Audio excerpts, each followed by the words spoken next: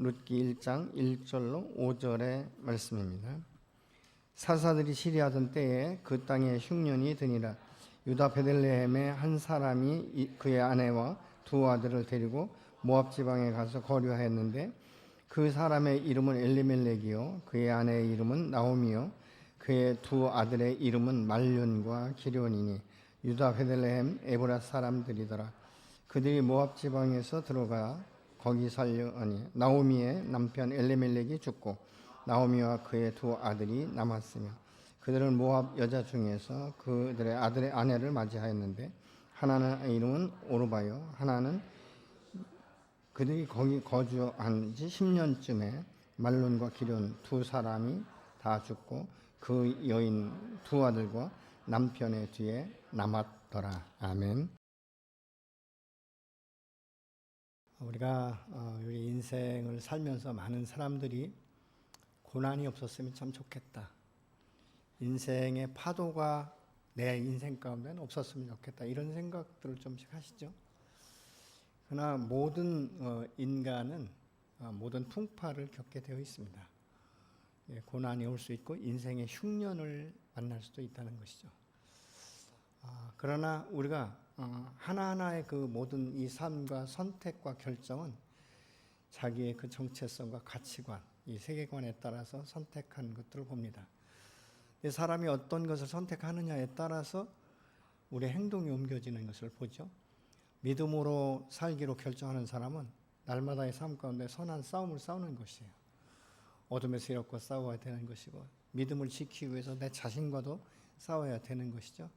근데 어떤 분들은 그냥 적당한 선에서 신앙생활하고 적당히 살았으면 좋겠다. 이런 분들은 신앙생활할 때 그 우여곡절을 겪지 않아요.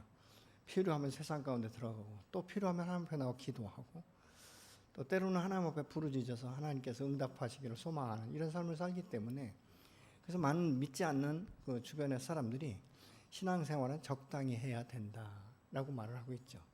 너무 빠지면 나중에 힘들어진다 이런 이야기를 합니다.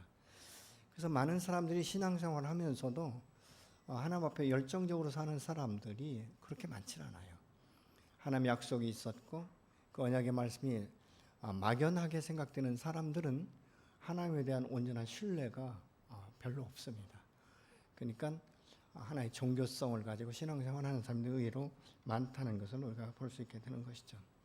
여러분 신앙생활을 어떻게 하기를 원하십니까?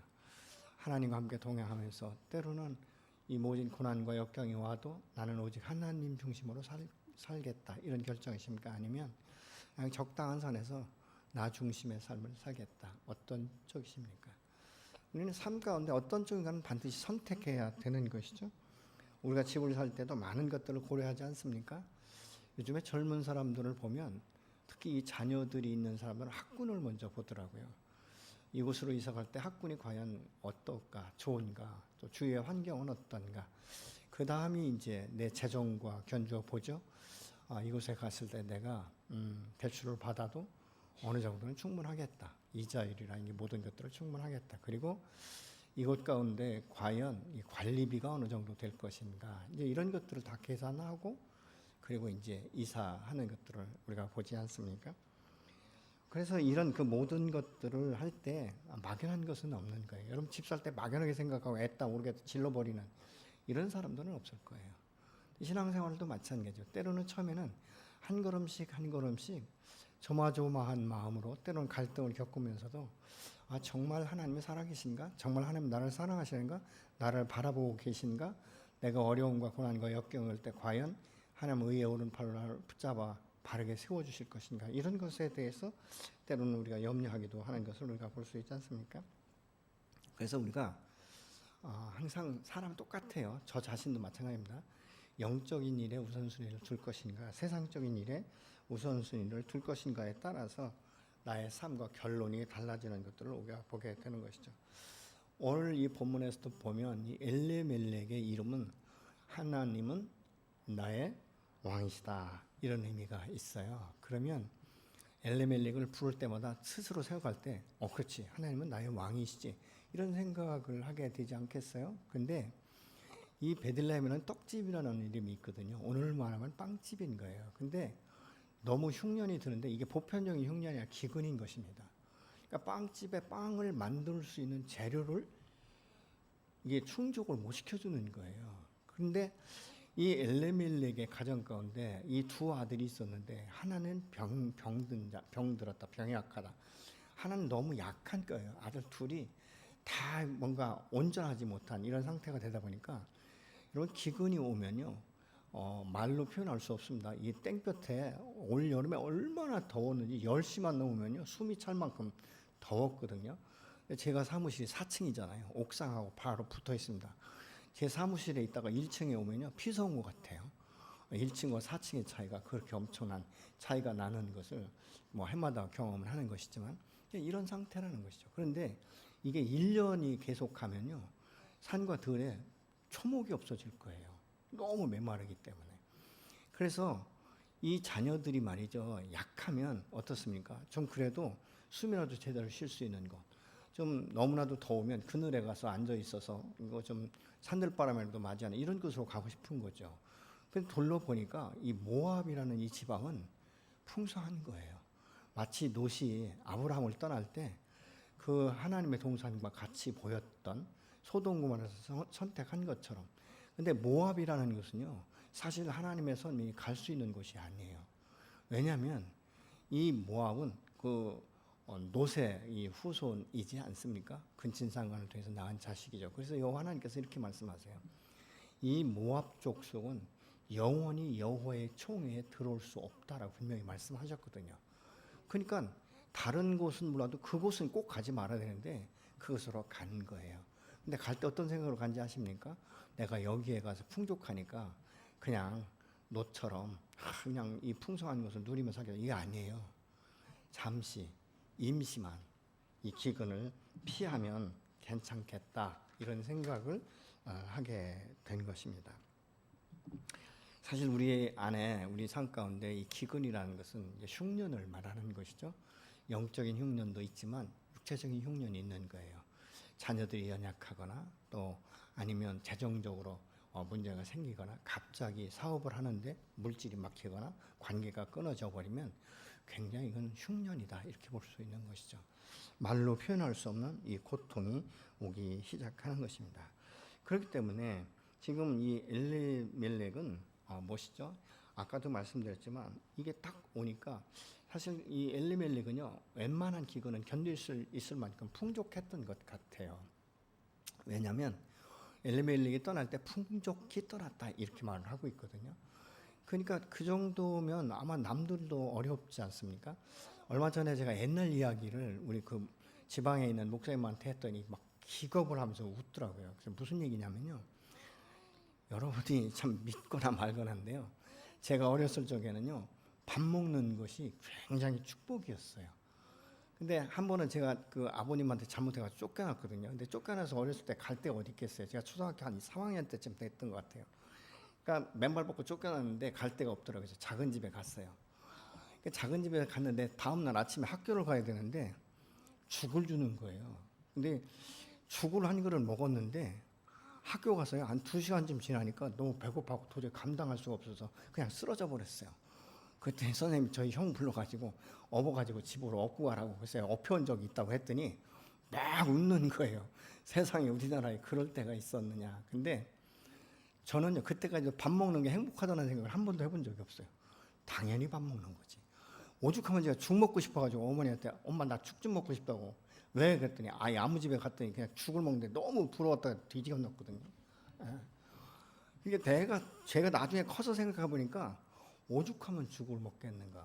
그리고 이렇게 쳐다보면요 죽에 내 얼굴이 비칠 만큼 맑은 거예요.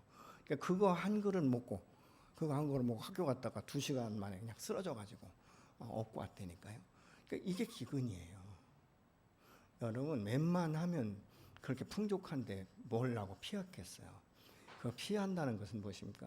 떠나지 않고는 견딜 수 없을 만큼의 고통이 오는 것이죠.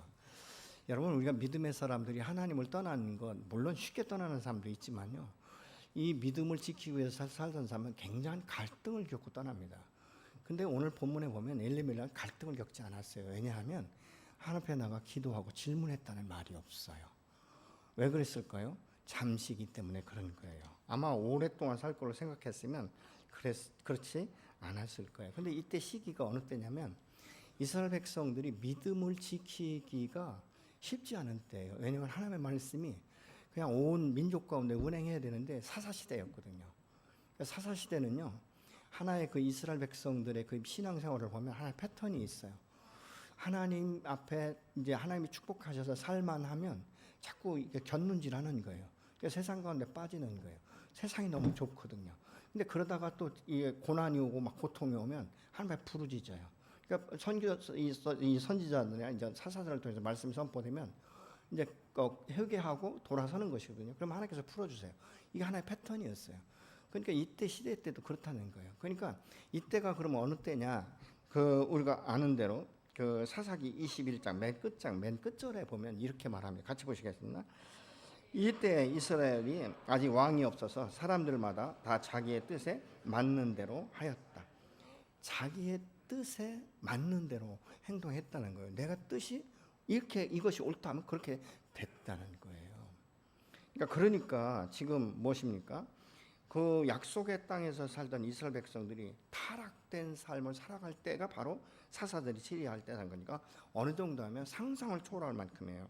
성적 타락과 도덕적 타락에 완전히 빠져서 많은 사람들이 하나님을 찾지 않았습니다. 그러니까 자기의 뜻에 맞는 대로 자기의 계획대로 그렇게 살아갔던 그 시대라는 것이죠. 그러니까 극히 인간적인 영적인 것이라는 건 상상할 수 없어요. 찾아보기 힘들 만큼의 그런 시대였다는 것이죠. 근데 그 시기에 엘리멜렉의 고난을 통해서 사실은 고난이 오면 우리는 주님 앞에 나가 부르짖어야 돼요. 느헤미야처럼 기도해야 되거든요. 그러면서 때로는 금식하고 하나님 앞에 나가서 이 조상들이 지은 죄가 없는가, 민족적인 죄가 없는가, 그리고 나의 자신의 죄는 없는가, 이것을 생각하면서 정말 하나님 앞에 부르짖어야 되거든요. 그때 어떻습니까? 느헤미야 부르짖음을 통해서 성벽이 재건되는 이 놀라운 역사가 일어나지 않습니까? 근데 이 엘레멜렉은 그렇게 기도하지 않았다는 것입니다. 그러면서 이제 영원히 여호와의 총에 들어올 수 없는 모압으로 가서 잠시 피신하고 기근이 든 이 약속의 땅 이 베들레헴을 떠난 거예요. 그래서 1절을 같이 보시겠습니다. 사사시대에 그 땅에 기근이 든 일이 있었다. 그때 유다 베들레헴 태생의 한 남자가 모압 지방으로 가서 임시 살려고 길을 땄다. 뭐라고 말하죠? 임시, 잠깐, 나그네처럼 애국인처럼 살려고 생각했기 때문에 굳이 기도할 필요가 없었다는 거예요. 왜냐하면 그것 가운데 영원히 이주하려고 했으면 아마 질문했을지도 모르죠. 그렇지만 잠시니까. 우리가 신앙생활 하다가 주일 성수 못하고 하는 것이 잠시예요. 잠시 일을 마치고 잠시 내 사업과 내 계획이 다 이루어진 후에 내가 열심히 일하겠다, 이런 생각을 하는 사람들은 뭐 주일 성수하지 않는 것에 대해서 그렇게 큰 부담을 느끼지 않아요. 왜냐하면 언젠가는 바로 이 일이 끝나면 돌아올 것이라는 생각을 하기 때문에 그렇습니다. 그런데 이 세상이라는 것은 아주 묘한 것입니다. 살다 보면 이 일시적으로 누리는 쾌락이 많고 할 일이 너무 많아요. 그러니까 2절에 가면 이 엘레멜렉의 마음이 달라져요. 2절을 같이 보시겠습니다. 남자의 이름은 엘레멜렉이고 아내의 이름은 나오미이며 두 아들의 이름은 말론과 기련이다. 그들은 유다 베들레헴 태생으로 에브랏 가문 사람인데 모압 지방으로 건너가서 거기에 살았다. 임시 2절은 살았더라예요. 그러니까 살만했다는 거예요. 여러분가 세상과 버텨 사는 것이 처음엔 부담될 수 있지만요, 하루 이틀 1년 2년 지나다 보면 살만한 거예요. 신앙생활 안 해도 괜찮은 거예요. 그렇게 느껴지는 거예요. 그러니까 뭐 주일날 예배 드리는 것보다는 여행 다니는 것이 훨씬 편하고 훨씬 좋고, 뭐 수요일이나 뭐 금요일날도 야간까지 일할 수 있으니까 여러 가지로 형편이 필수가 있는 것이죠. 근데 여러분, 우리가 인생의 그 흉년 가운데 가장 힘든 것이 무엇이냐 아십니까? 영적 기근이에요. 영적으로 메말라 있는 것, 하나님을 부르고 싶어도 부르지 못하고 또 찾아도 하나님 만나주지 않는 것 같은. 그러니까 우리는 사실 예수 안에서 거듭난 사람들은요, 옛사람의 정서, 내 마음이 길가밭 같고 돌짝밭 같고 가시떨기밭 같은 것들을 말씀과 기도를 통해서 계속 우리가 갈아서 옥토밭으로 바꿔야 되는데 이 영적인 기근이 오면 반대가 되는 거예요. 내 마음이 자꾸 견고해지고 이게 그래서 나중엔 길가밭과 같은 이런 이 마음 하나님을 찾지 않아도 하나도 부담이 되지 않고 찾고 싶지도 않은 그러니까 이런 그 마음들이 생기는 것들을 우리가 볼 수 있죠. 그러니까 하나님의 신실하신 약속을 들어도 못 들은 것처럼 또 그것을 듣는다 할지라도 내 생각 속에는 되지 않을 것 같은 이런 생각을 한다는 거죠. 그러니까 하나님의 말씀을 들어도 마음이 무뎌져서 귀로 듣는 거예요. 마음으로 새겨지지 않는 거예요. 삶으로 나타나지 않는 삶을 살게 되는 것이죠. 그러니까 영적 유아에 머물러다가 나중에는 이제 점점 이것이 굳어져서 마치 양심이 화인 맞은 사람처럼 그렇게 살아간다는 것이죠. 사람이 삶을요 힘들 때가 언제냐면 우리가 고난의 때가 아니에요. 살만하다, 편안하다 이때가 사실 위기예요. 이때에 우리가 사업이 풀어지고 삶이 풀어지고 자녀들이 풀어질 때 우리의 마음은 항상 경각심을 가져야 되는 줄로 믿으시기 바랍니다. 그때 내 마음이 자꾸 높아질 수 있기 때문에 그런 거예요. 뭐 이렇게 살아도 잘 살 수 있다라는 이런 생각이 들면 하나님과 무관한 삶을 살 수밖에 없거든요. 근데 그때 깨어 있으면 무엇입니까? 지속적인 축복 안에서 살게 되는 줄로 믿으시기 바랍니다. 사실 모압 사람들은요, 이 풍년제를 드렸고요, 금오스 신을 섬겼는데 금오스 신을 섬기는 것이 뭐냐면 사람을 잡아서 제물로 드리는 거예요. 짐승을 드려야 되는데 사람을 드리는 거예요. 그러니까 얼마나 인간이 악한지, 얼마나 이 잘못된 신앙 가운데 있는지를 알 수 있는 것이죠. 근데 그런 모습을 보면 튀어나와야 되지 않겠습니까? 그런데 눌러 살다 보니까 나는 그것과 무관하니까 이렇게 살아가는 거예요.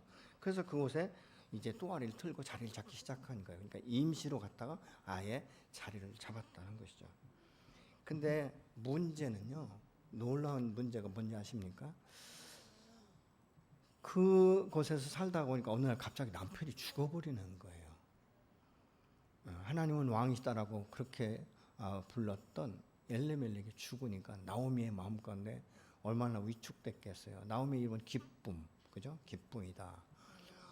이런 이름을 가지고 있는데 기쁨이 사라지기 시작한 것이죠. 그럼에도 불구하고 나오미가 왜 하나님 앞에 부르짖고 베들레헴으로 돌아오지 않는가? 남은 두 아들이 있는 거예요.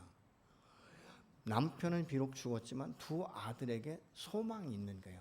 내가 이 아들을 통해서도 하나님이 나의 이름처럼 기쁘게 해주실 것이라는 이 막연한 생각이 있는 거예요.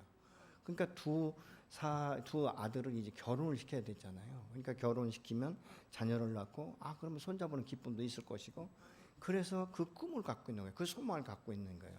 근데 문제가 뭐냐면 하나님 앞에 기도하죠. 하나님과 동행하지 않으니까 며느리를 얻을 때 이방 여인이 모압 여인을 얻으려고 하는 거예요. 우리가 잘 아는 대로 이 아브라함 같은 경우는요 전혀 다릅니다. 아브라함은 약속의 땅 가나안에서 살았지만요, 이 약속의 씨로 얻은 이삭의 아내를 찾을 때는요 종에게 이렇게 말하면 너는 이 가나안 족속 가운데 내 며느리를 찾지 말고 내 고향 내가 살던 그곳에 가서 믿음의 가문 가운데 있는 여인을 채우라고 말을 합니다. 놀랍게 다른 모습을 우리가 볼 수 있죠. 여러분 왜 이 결혼이 중요하냐면요, 그 축복의 이 가문을 계속적으로 유지시킬 것인가 안 시킬 것인가의 문제예요. 그래서 이것이 매우 중요합니다. 근데 나오미는 굉장한 소망과 기대감을 가지고 있는 이 아들들의 아내를 베들레헴이 아닌 그곳 가운데 이 이방신을 섬기는 며느리들을 얻으려고 하는 거예요. 여러분 솔로몬이 왜 변질된지 아시죠? 그는요 참 지혜로운 사람이었어요. 그런데 그 땅을 높이고 자기의 명성이 높아지니까 이방 여인들과 결혼할 때 정략적인 결혼을 해서 결국은 그들이 섬기는 신을 가지고 돌아서 섬길 수 있도록 산당을 지어주잖아요. 허점을 내놓기 시작한 거예요. 그러니까 이 솔로몬의 그 일생이 잘된 것 같지만 결국은 무엇입니까? 다음 세대를 유지시키지 못하는 결과를 가져오는 것들을 우리가 볼 수 있지 않습니까? 그래서 여기서도 보면 이 고난이 끝나지 않는 거예요. 근데 여러분, 이 고난이라는 것은 우리에게 아주 나쁜 것만은 아니라는 것이죠. 그래서 C.S. 루이스 같은 경우는 이렇게 말을 해요. 이 고난은 이 고통은 귀먹은 세상을 깨우기 위한 하나의 큰 메가폰이다, 이렇게 말하고 있어요. 고통이 없었으면 우리가 하나님을 찾지 않는다는 거예요. 잠든 영혼을 깨우는 일이 된다는 거예요. 신앙에서 이탈된 사람들에게 다시 하나님께 돌아올 수 있는 기회를 주는 것이 바로 고난이라는 거예요. 이 고난은 나쁜 것만 아니다. 메가폰이에요. 시편 119편 이렇게 말합니다. 고난 당하기 전에는 내가 고난이 내게 유익이라는 것을 한 번도 생각해 본 적이 없다는 거예요. 근데 고난을 당하고 지나다 보니까 이게 내가 얼마나 유익한지를 그때서 깨달았다라고 말하는데, 시편 119편 67절 말씀을 같이 보시겠습니다.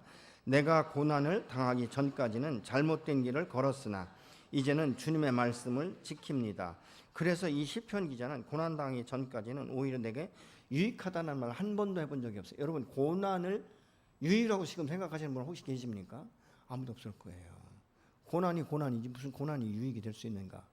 근데 고난이 지나고 나니까 이 고난이 없었더라면 내가 주님 앞에 내 영혼이 깨어나지 않았기 때문에 오히려 고난이 내게 유익이다, 복이다, 이렇게 지금 말하고 있는데, 시편 119편 71절 같이 보시겠습니다. 고난을 당한 것이 내게는 오히려 유익하게 되었습니다. 고난을 통해서 주의 윤리를 내가 배웠다는 거예요. 잃어버렸던 것을 자기가 찾았다라고 지금 말씀하고 있는 것을 우리가 볼 수 있죠.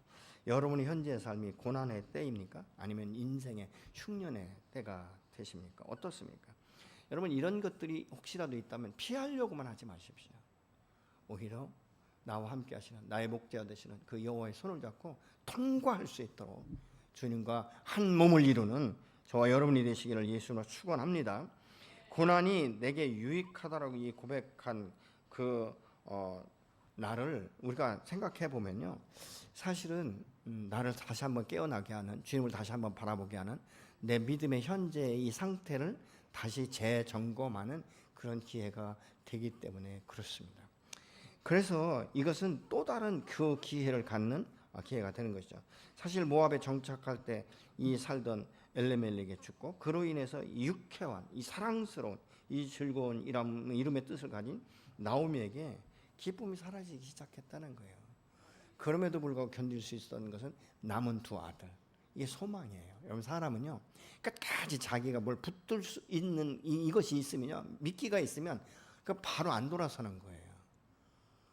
여러분, 우리가 누가복음 15장에 그 둘째 아들을 기억하시죠? 아버지의 그 유산을 다 상속받아 나왔을 때, 아니 홀딱 다 쓰지 말고 좀 중간에 돌아왔으면 얼마나 좋겠어요. 근데 다 떨어질 때까지 안 돌아오잖아요. 왜? 돈이 있거든요. 쓸만하거든요. 견딜 수 있다는 거예요. 사실 이때는요, 이 나오미가 다시 한번 하나님 앞에 질문할 수 있는 기회인 거예요. 남편이 갑자기 죽어버린 거예요. 여러분, 사람이 죽는 것이 예약이 없어요. 우리 남편은 한 100년 살 거야. 그래서 지금은 교회에 나오지 않지만 뭐 내년쯤에 나오겠지? 여러분, 착각이에요. 절대 착각입니다. 그래서 우리가 왜 사람들이 적극적으로 기도하지 않고 왜 적극적으로 가족 전도를 안 하는지 아십니까? 내일이 있기 때문에 안 하는 거예요. 내일이 있기 때문에. 아니에요, 여러분. 사람의 마음은요, 다른 것은 웬만한 건 같이 합의해서 나갈 수 있어요. 근데 신앙만큼은 합의가 안 되는 거예요. 신앙만큼은 내 마음대로 되지 않는 것들을 우리가 보게 되는 것이죠. 그러면 예를 든다면 우리가 인간적으로 생각할 때, 아니 남편이 이랬으면 빨리 돌아가서 그래도 고향 땅에 가서 아는 사람들하고 같이 살면 얼마나 좋겠어요. 근데 자존심이 있는 거죠. 내가 어떻게 나왔는데 지금 이 지경에 내가 돌아갈 수 있는가, 이런 생각 들지 않겠습니까? 그러면 두 아들 결혼시켜서 그래도 좀 내가 떵떵거리고, 어느 정도는 그래도 남편은 없지만 내가 내 자식과 자부들을 잘 얻어서 또 자손을 보고 그러다 보면 내 안에 기쁨이 회복되겠지. 그때 내가 고향에 들어가도 늦지 않겠다는 생각을 했을지도 모릅니다. 근데 어떻습니까? 이 지금 모압 여인을 데려오고 며느리를 살려고 하는 것은요, 다음 세대를 생각하지 않는 거예요. 그냥 결혼해서 살면 될까요? 아니에요, 여러분. 이방 여인이 들어오면 여러분, 신앙이라는 것은 50대 50이에요. 믿지 않는 사람한테 내가 잘해주면, 뭐 그 사람이 돌아와서 하나님 앞에 나오겠지. 아니에요. 그게 쉽지 않습니다. 이 신앙생활은요 자유예요. 그렇기 때문에 쉽지 않아요. 여러분 내 자식도 신앙생활 제대로 하도록 가르치고 훈련시키는 게 얼마나 힘든지 자녀를 양육하신 분들은 아실 거예요.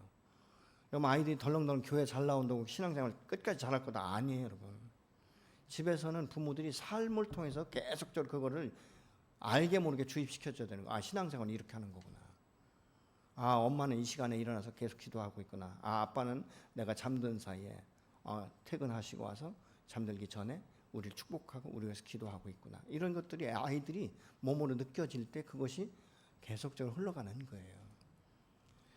여러분 왜 아브라함이 이 약속의 시인 이삭을 약속의 땅 가나안의 여인이 아닌 자기의 고향 그곳에 가서 믿음의 여인을 취해오라고 했을까?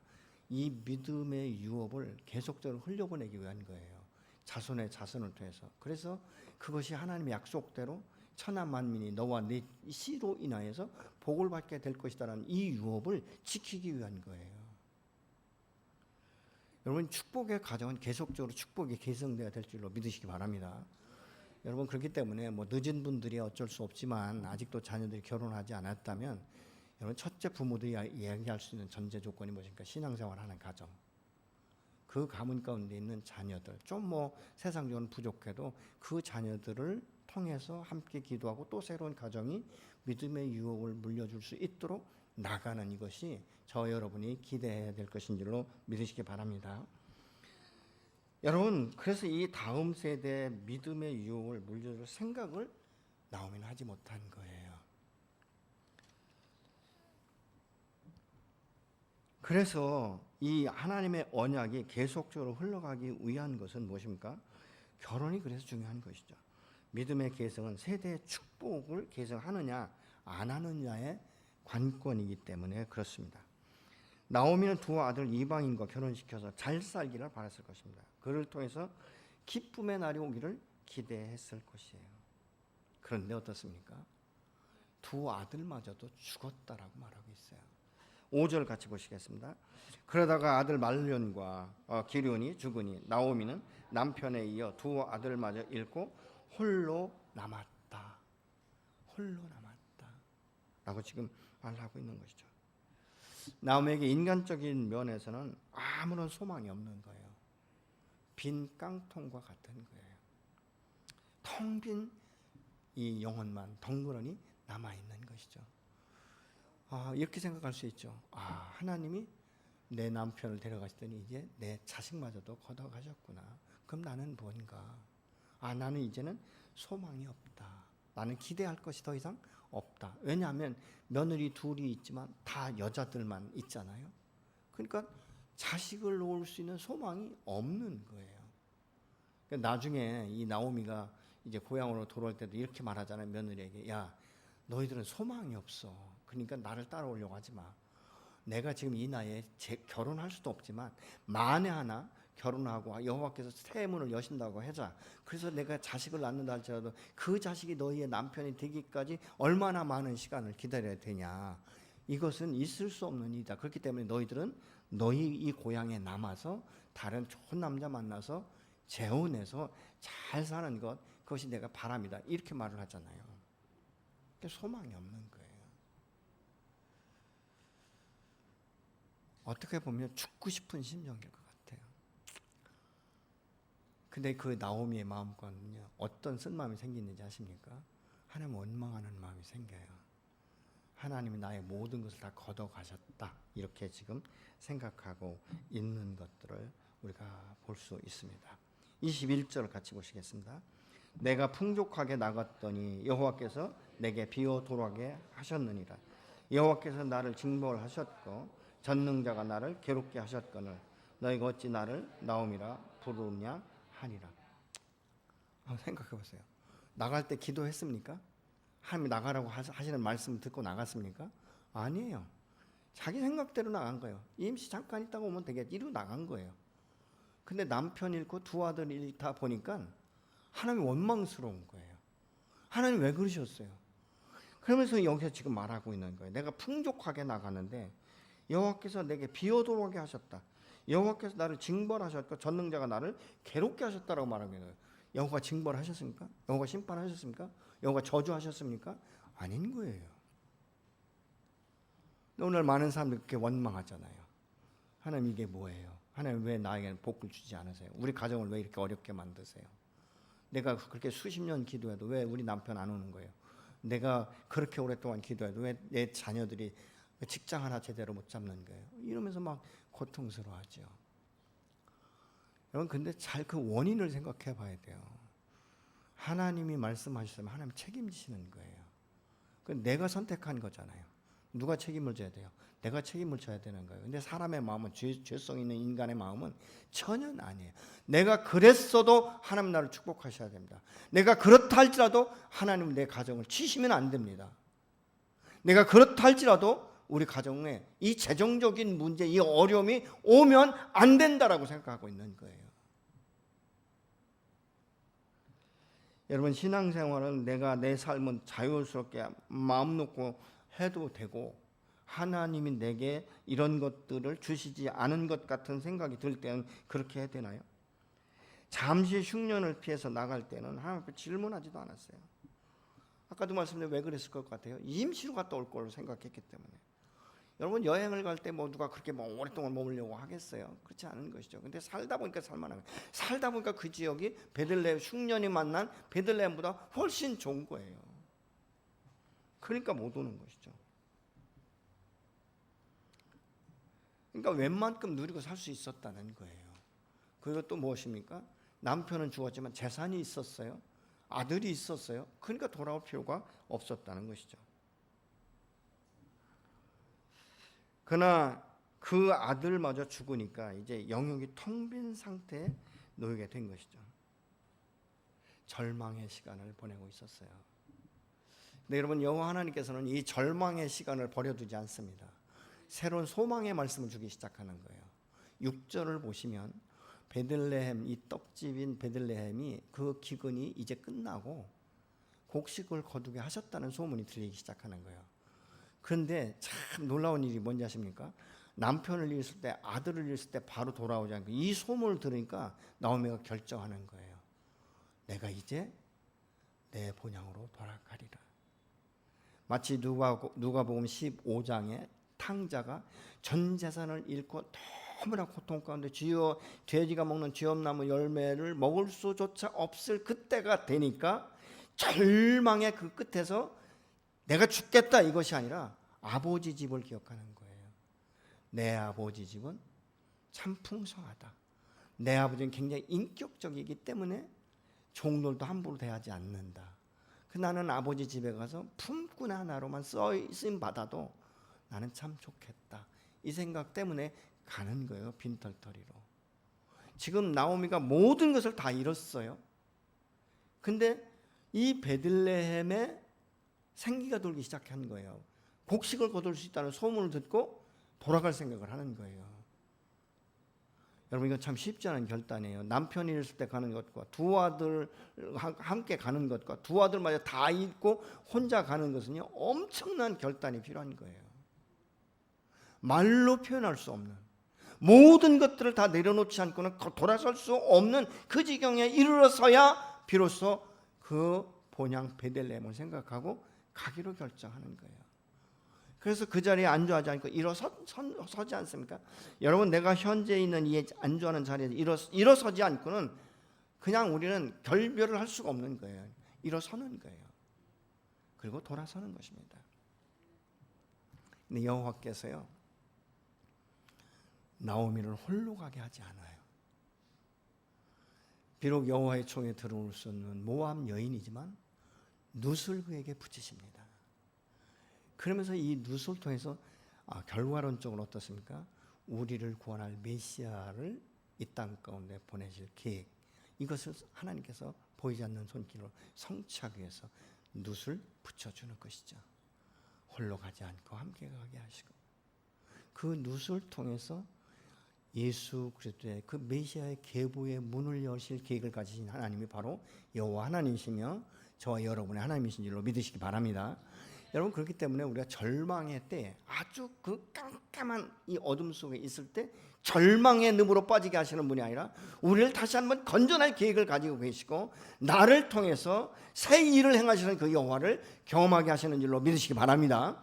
여러분 현재 마음이 힘드십니까? 고통스럽습니까? 어떤 이 삶의 인생의 그 흉년의 때가 지금 오셨습니까? 여러분 세상에서 뭘 내 스스로 채우려고 하지 마시고요. 세상에 포기할 것 일부 내려놓으시고 오히려 하나님 앞에 전심전력으로 나가서 기도하시고 하나님 내 영혼을 소성시켜 주십시오. 이때 내가 세상적인 방법으로 지금까지 살아왔지만 소득이 없습니다. 내 육체는 지치고 내 영혼은 혼핍해져 가고 있는데 하나님 내 영혼을 소성시켜 주십시오. 이런 마음을 가지고 주님 앞에 나가시면 반드시 말씀하실 거예요. 희망의 소식을 여러분들에게 주실 것입니다. 그 희망의 소식이 있을 때 다른 것 다 내려놓으시고 주님 그렇다면 내가 당신의 말씀에 의지하겠습니다. 마치 베드로가 그물을 내리라고 말할 때 밤이 맞도록 내가 그물을 내렸지만 소득이 없었습니다. 내가 선생님의 말씀에 의지해서 그물을 내리다라고 그물을 내렸을 때 수많은 고기를 잡은 것처럼 소망이 없는 나오미에게 소망의 그 소리를 듣게 하시고 베들레헴으로 보내게 하시고 그의 인생을 풀어가시는 것들을 우리가 룻기를 통해서 알 수 있게 되는 것입니다. 하나님 오늘도 저와 여러분을 그렇게 풀어주기를 원하십니다. 여러분 육체의 기근이 왔습니까? 영적인 기근이 왔습니까? 직장의 그 기근이 왔습니까? 하나님 안에서 그렇게 기도해도 취업이 되지 않기 때문에 여러분 수년 동안 눈물로 기도하셨습니까? 그러나 포기하지 마십시오. 한번 다시 여러분들을 일으키시고 여러분들 가장 좋은 그 자리로 인도해 주실 줄로 믿으시기 바랍니다. 그래서 주님 앞에 소망을 둔 자는 결코 망할 수가 없습니다. 하나님 풀어가십니다. 그 하나님 앞에 이 시간 함께 기도하시기 바랍니다.